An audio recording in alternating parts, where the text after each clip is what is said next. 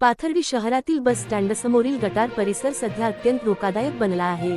सुरुवातीला लहान असलेले खड्डे सतत पडणाऱ्या पावसामुळे अधिक मोठे झाले असून या ठिकाणी वाहन चालकांना गंभीर अपघाताचा धोका निर्माण झाला आहे।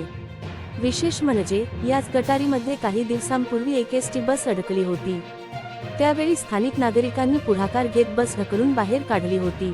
मात्र एवढी गंभीर घटना घडूनही अद्याप या गटारीचे दुरुस्ती काम पूर्ण झालेले नाही।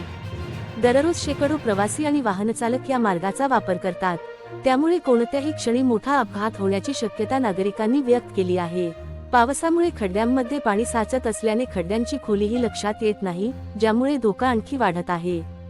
स्थानिक नागरिकांनी नगरपरिषद प्रशासनाकडे तीव्र नाराजी व्यक्त करत या गटारीचे काम तातडीने पूर्ण करण्याची मागणी केली आहे।